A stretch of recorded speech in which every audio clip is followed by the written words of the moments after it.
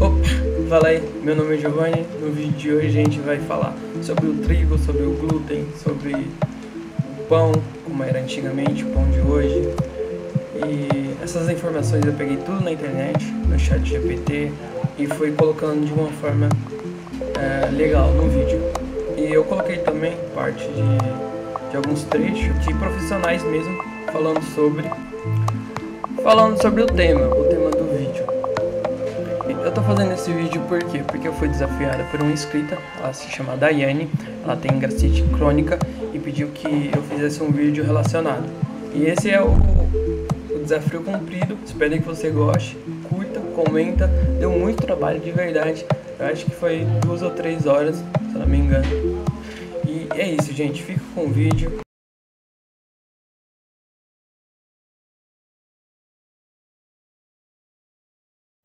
Os primeiros cultivos, cerca de 10.000 anos antes de Cristo. Pessoal, então, há evidências arqueológicas que indicam que os primeiros grãos de trigo domesticado foram encontrados em escavações na região Crescente Fértil, conhecido hoje como Oriente Médio. O pólen fossilizado é um tipo de pólen que forma a semente. Naquela época, identifica e armazena sementes que apresentavam melhores características para a alimentação. Achados em sítios arqueológicos na Turquia e no Iraque mostram que o trigo, Encor e Emin, eles são um dos primeiros trigos cultivados.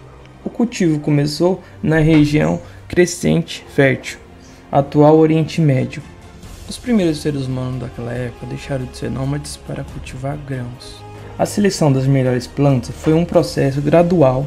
Os primeiros agricultores perceberam que algumas plantas não caíam facilmente no solo, facilitando a colheita. Ao escolherem plantarem essas variedades, eles começaram um processo de seleção artificial, que ao longo do tempo resultou em um trigo cada vez mais adaptado ao cultivo humano. Esse processo levou à domesticação do trigo selvagem e ao surgimento das primeiras variedades de trigo, gente. Expansão do trigo pelo mundo. O trigo se espalhou pelo Egito, Grécia e Roma. Pessoal, naquela época os romanos aperfeiçoaram a técnica de cultivo e moagem, métodos mais eficientes de irrigação, aragem, produtividade das lavouras. Eles desenvolveram arados de ferro, sistemas de rotação de culturas, evitando também o esgotamento do solo. Além disso, aprimoraram a moagem do trigo com o uso de moinhos movidos a água, substituindo os antigos métodos manuais. A moagem é o processo de uma transformação dos grãos em farinha, essencial para a produção de pães e outros alimentos.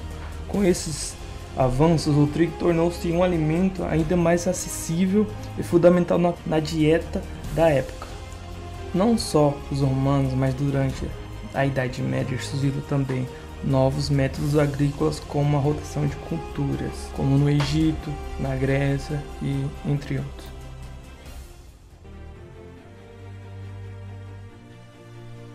O papel do glúten na evolução do trigo. O pão e o trigo, eles estão presentes na vida humana há milhares de anos. O pão é um alimento bíblico até. Gênesis que diz: do suor do seu rosto comerás pão. No 5º livro das escrituras hebraicas, a palavra trigo aparece pela primeira vez quando Moisés anuncia em Deuteronômio capítulo 8, versículo 8, uma terra de trigo e cevada. Ora, mas se o pão e o trigo alimentavam os povos, dos tempos bíblicos, o que tem de errado no trigo? O trigo de hoje é completamente diferente do trigo da época de Jesus. O pão de hoje não tem nada a ver com o pão da época de Jesus. Eu me arrisco a dizer que o trigo que existe hoje em dia sequer deveria ser chamado de trigo. Nos últimos 50 anos, nós tivemos um aumento em quase 400% da inclusão do glúten no trigo. O trigo de hoje nada tem a ver com o trigo que os egípcios cultivavam e armazenavam às margens do rio Nilo.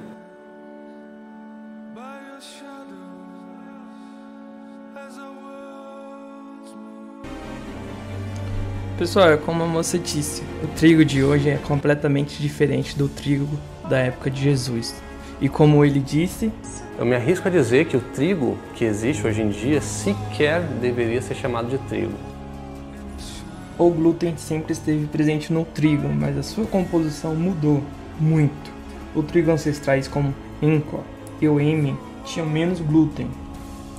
A hibridação, um processo de cruzamento entre diferentes trigos, foi utilizado para aumentar a produtividade e a resistência da planta a pragas, condições climáticas adversas, e um processo levou à incorporação de genomas no trigo moderno, como o genoma D, responsável por uma maior quantidade de glúten, comparado com os trigos ancestrais, como o Encor e o Emmen.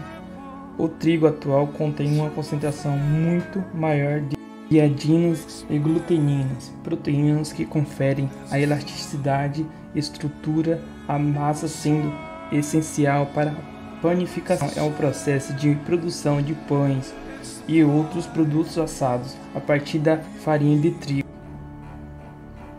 O glúten desempenha um papel fundamental nesse processo, pois confere a elasticidade da massa, permitindo que ela cresça, adquirindo textura. Mas, gente, no entanto, esse aumento também está associado a uma maior indecência de intolerância ao glúten e doenças como a doença celíaca. O aumento do glúten nas variedades modernas do trigo impactou diretamente a porcentagem de nutrientes e a saúde humana. Enquanto a maioria das pessoas consegue digerir o glúten sem problemas, algumas pessoas possuem sensibilidade ao glúten, apresentando um desconforto gastrointestinais, como inchaço e dores abdominais. Além disso, indivíduos com doença celíaca têm uma reação autoimune ao glúten, levando à inflamação no intestino delgado, dificultando a absorção de nutrientes. Estudos indicam que as mudanças na estrutura do trigo moderno podem ter contribuído para o aumento dos casos de intolerância e sensibilidade alimentares, tornando essas questões um tema relevante na nutrição atual de hoje, pessoal. O trigo original é chamado de trigo einkorn ou Triticum monococcum.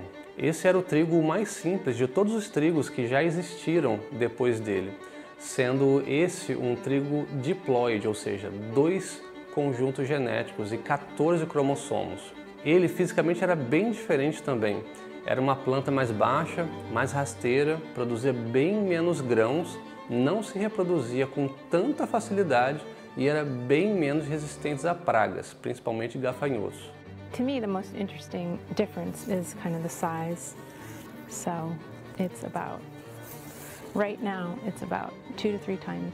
Essa foi uma das primeiras plantas de que se tem registro a ser domesticada e cultivada para alimento humano. Alguns séculos mais tarde, a combinação do trigo einkorn com uma grama selvagem deu origem ao trigo Emmer, dessa vez com 28 cromossomos.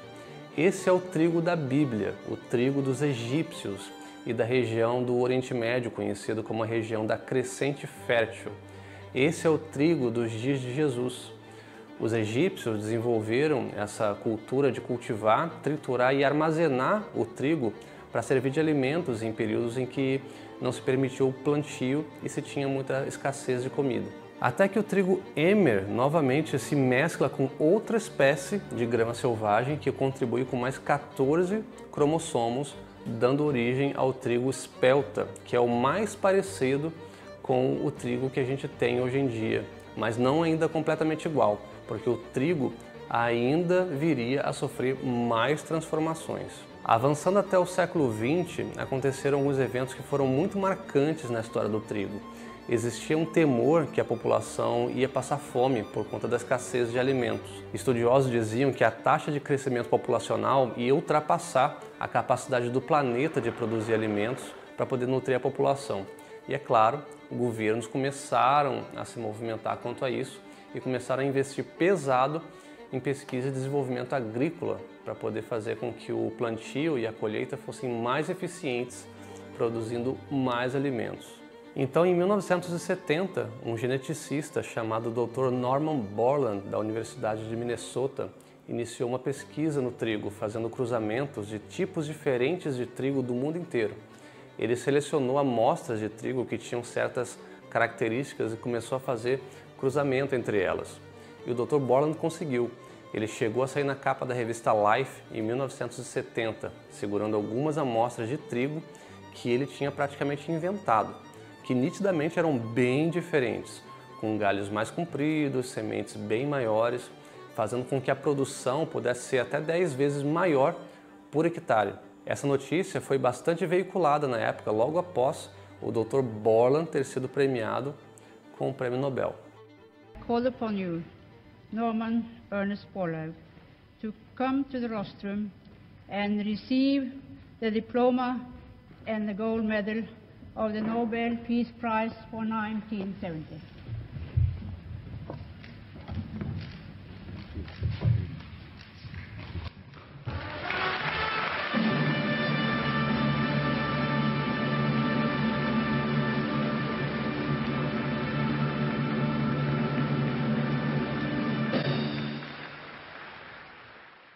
É claro que as modificações não pararam por aí. Anos mais tarde, foi criado um trigo batizado de Clearfield e foi até patenteado por uma empresa.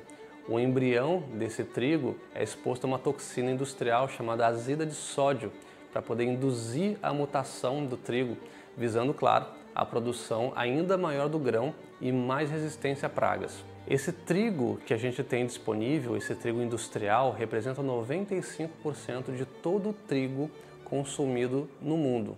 E esse trigo é tão pobre em nutrientes que precisa ser carregado artificialmente com ferro e ácido fólico para poder cumprir com a regulação dos países que exigem essa adição. Isso aconteceu porque depois que o consumo do trigo explodiu, os quadros de anemia também explodiram, e essa foi uma medida que os governos tomaram para poder tentar combater o problema. A propósito, esse ferro e ácido fólico que estão lá adicionados na farinha são de tão baixa qualidade que eu duvido muito que esses nutrientes sejam absorvidos pelo organismo. I'm Dr. William Davis, author of the Wheat Belly series of books. To understand the relationship that humans have to this plant called wheat, it really helps to go back in time to the moment when humans, living as hunter-gatherers in the Middle East, came upon wild-growing wheat. That was called einkorn wheat, a 14-chromosome plant that grew naturally. It's testimony to human ingenuity that we learned how to turn this grass, specifically the seed of a grass, into food.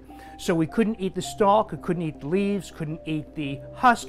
We learned to isolate the seed and then heat it in a stone bowl over fire, add water, and make porridge. That was the first way that einkorn wheat was consumed as food. Some years later, humans adopted emmer wheat, a 28-chromosome plant. In the Middle Ages, it became spelt, another form of wheat, and then into the 18th, 19th century, traditional forms of Triticum aestivum, that's what wheat is, a 4.5 foot to 5 foot tall plant that yielded a better bread product than the earlier forms of wheat. Well, fast forward to the 20th century, there was a very serious effort conducted in Mexico by American researchers who were interested in generating high-yield variants of corn, soy, and wheat. After thousands of experiments, they succeeded in generating something called high-yield semi-dwarf wheat. This is a strain of wheat that has a very thick stalk, a very large seed head, very large seeds, and stands about 18 to 24 inches tall. So it was less subject to weather effects, and it yielded 4, 5, as much as 8-fold more per acre for the farmer. So it made the farm more productive. It yielded huge amounts of wheat, and the inventor of this plant, called Dr. Norman Borlaug, was the one man behind the invention and development of the high-yield semi-dwarf strain of wheat. He was hailed as a hero. He received the Nobel Peace Prize. He was hailed as the father of the Green Revolution. The problem with this is that at no step along the way in developing this high-yield semi-dwarf strain, was there any question about its suitability for human consumption? And one of the things they did not know is that they changed many of the proteins in the wheat plant dramatically, such that there was a 400% increase in celiac disease now.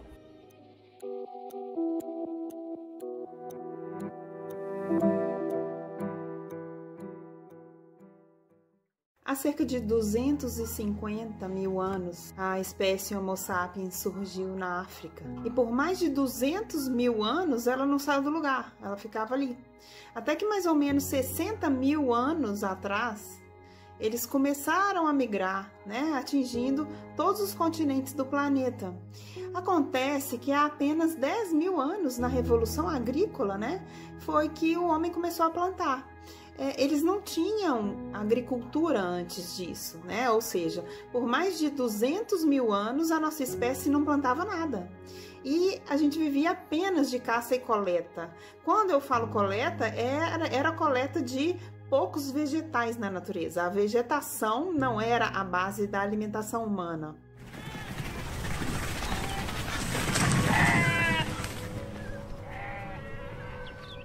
Humanos obtinham a grande maioria das suas calorias de animais, principalmente animais de grande porte, ao passo que plantas tinham apenas uma pequena contribuição na dieta.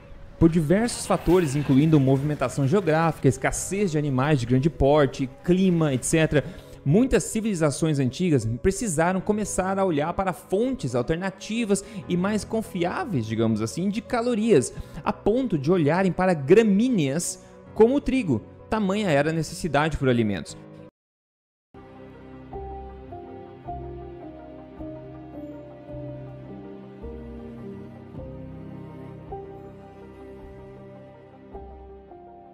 O trigo, que é rico em glúten, essa proteína que é uma das mais inflamatórias que existe para o corpo humano, é o glúten que é responsável por dar aquela característica elástica para as massas. Quando a gente vê um pizzaiolo rodando uma massa de pizza no ar, é o glúten que está ali servindo de cola para não deixar a farinha, né, esparramar.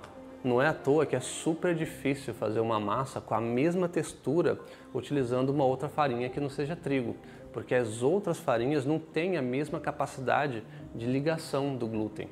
Você consegue imaginar o seu café da manhã sem um bom pãozinho? Sem um bom croissant ou um biscoito, até mesmo uma bolacha? Nos últimos 50 anos, nós tivemos um aumento em quase 400% da inclusão do glúten no trigo. Isso se deve à necessidade do aumento da produtividade. O glúten aumenta a produtividade do trigo, dá mais rentabilidade. Isso se deve também aos processos de hibridização. Com a hibridização, a gente tem mais glúten no trigo e assim aumenta a concentração e a produtividade. Além disso, o glúten, durante a digestão, tem a produção de um peptídeo que se chama gluteomorfina, que é semelhante à morfina, um opioide que vicia. Então, por isso, as pessoas têm uma necessidade, que é um vício, de consumir o pãozinho todos os dias pela manhã. O glúten é a proteína mais presente no trigo, que é a combinação de gliadina e glutenina. A gliadina, que forma o glúten, é um peptídeo de 277 aminoácidos interligados. Só que o corpo não consegue quebrar essa proteína em partes menores. É importante lembrar que o organismo não absorve proteína, o organismo absorve aminoácidos. Então o corpo precisa quebrar a proteína em partes menores, que é o aminoácido, para poder esses aminoácidos serem absorvidos da maneira correta. Acontece que com a gliadina isso é impossível. No processo de transformação do trigo, para poder deixá-lo mais produtivo e mais resistente a pragas, né, principalmente de gafanhotos, a estrutura de aminoácidos que forma a gliadina foi muito afetada, transformando a gliadina em uma substância praticamente impossível de digerir.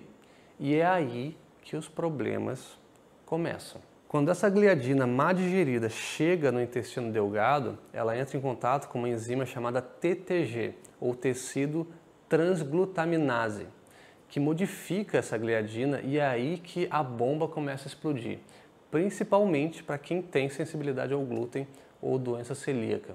O sistema imunológico vê essa gliadina má digerida como um corpo estranho, um invasor, e se prepara para atacar essa gliadina. E claro, essa guerra, né, do corpo contra a gliadina deixa muitos danos na parede do intestino, gerando inflamação, erosão e deixando também o intestino bem menos eficiente na absorção de nutrientes. Quando o paciente tem sorte, entre aspas, ele vai sentir um sintoma como inchaço abdominal, vai sentir alguns casos de diarreia, gases, cólicas intestinais, algumas coisas assim. E por que sorte, entre aspas? Simplesmente porque quando essas inflamações não geram esses incômodos, o paciente continua comendo glúten sem sentir nada, mas mantendo o seu intestino em um estado inflamatório contínuo. Quando você ingere o glúten, ele tem um papel muito importante para que as células intestinais fiquem lesadas, ou seja, as células intestinais são juntas por ligações estreitas chamadas de tight junctions, e entre elas nós temos proteínas que são chamadas claudinas e ocludinas. Em 2000, o professor Alessio Fasano descobriu uma proteína chamada zonulina. A zonulina aumenta a sua expressão com a ingestão de glúten. E a zonulina faz com que essas proteínas, as claudinas e as ocludinas, se abram, se afastem, fazendo com que as células intestinais também se afastem. E a partir delas, há um aumento dessa permeabilidade do intestino. Por quê? Porque ele fica vazado, ele fica como se fosse uma peneira, deixando entrar coisas que não deveriam entrar para dentro do seu corpo.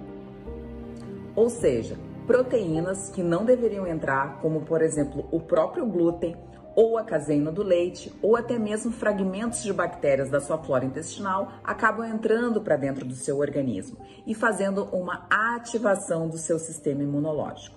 Dessa forma, o sistema imunológico ativado faz com que citocinas inflamatórias e, principalmente, autoanticorpos possam ser produzidos para combater aquela proteína que entrou.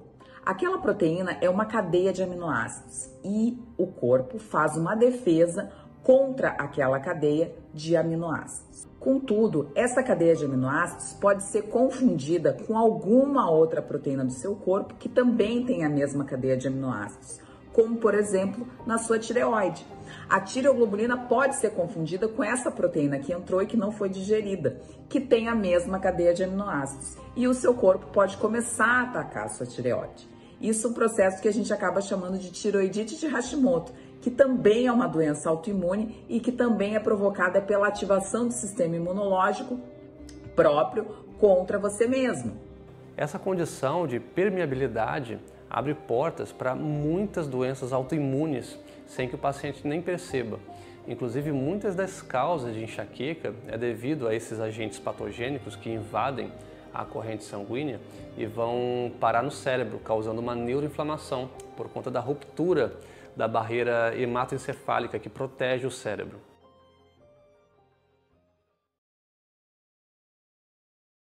E por que a questão da permeabilidade do intestino é tão séria? Quando o intestino começa a ficar vazado e perde a sua capacidade de absorver nutrientes que são benéficos e deixa passar alimentos não digeridos, o corpo começa a criar anticorpos para poder atacar aqueles alimentos que chegaram na corrente sanguínea de forma indevida. E o que acontece? Alguns desses alimentos mal digeridos podem ter uma estrutura bem parecida com células do nosso próprio corpo. Ou seja, quando esses anticorpos vão atacar esse pedaço de alimento mal digerido, ele também ataca células do nosso próprio organismo por engano, por conta dessa similaridade. A medicina chinesa diz que todas as doenças iniciam e terminam no intestino. Essa é uma das explicações da teoria do mimetismo molecular, ou seja, o seu organismo identifica algo que entrou, que não deveria ter entrado, como intruso, mas o seu corpo tem algo parecido e acaba sendo atacado pelo sistema imunológico. Exemplos de doenças que são geradas assim são hipotireoidismo de Hashimoto, artrite reumatoide, psoríase, lúpus, esclerose lateral amiotrófica e assim por diante.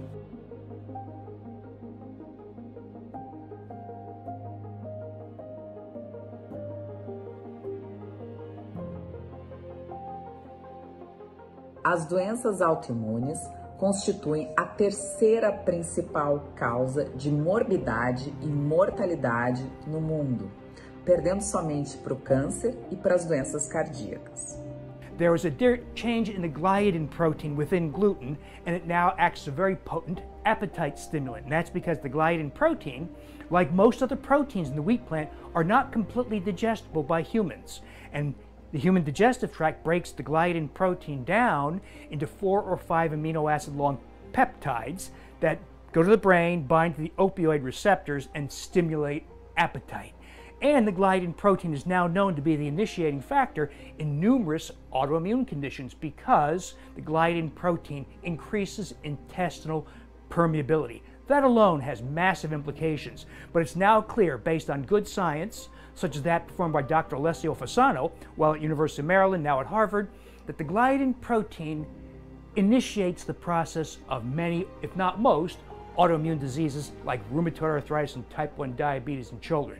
O glúten contribui muito para o aumento das doenças autoimunes, principalmente por aumentar uma síndrome que é chamada de Leaky Gut Syndrome, ou seja, síndrome da permeabilidade intestinal ou intestino vazado. Hoje nós sabemos que tem um aumento significativo de doenças autoimunes. E não dá para falar de doença autoimune sem falar de integridade intestinal, de microbiota saudável. Se a gente pensar, no nosso trigo moderno, riquíssimo em glúten, a gente pode imaginar o prejuízo que isso pode causar para a nossa saúde intestinal. Então veja quanta coisa que uma proteína advinda do glúten, que vem de um grão extremamente modificado, pode causar no nosso organismo. Então é uma porta de entrada para muitos complicadores, por isso que muitas das vezes a gente olha pessoas que manifestam alguma doença, manifestam uma doença autoimune, ou um câncer, ou sente uma dor aqui, outra colar, ou tem algum problema de mobilidade, ou tem as dores nas juntas, alguma coisa assim, e não consegue relacionar ao que a pessoa está ingerindo. Então essas inflamações causadas pelo glúten, elas são um verdadeiro passaporte por uma série de doenças, e tudo isso começando dentro do intestino. Dessa forma, entendemos a importância de um intestino saudável para a promoção de saúde. O glúten, independente da quantidade, ressalta o Dr. Alessio Fasano, há a permeabilidade do intestino alterada pela expressão da zonulina. Então, se você come muito glúten ou se você come pouco glúten, é indiferente. O seu intestino reage com a expressão da zonulina e com o aumento da permeabilidade a qualquer quantidade de glúten ingerido na dieta. Hoje eu oriento a todos os meus pacientes e a todas as pessoas que me procuram: tirem o glúten da dieta. O glúten hoje, na minha opinião, é o principal vilão de qualquer dieta. Ele altera a permeabilidade intestinal, ele faz com que o sistema imunológico seja ativado, ele aumenta a inflamação e, principalmente, ele contribui para o grande aparecimento das inúmeras doenças que nós temos hoje atualmente.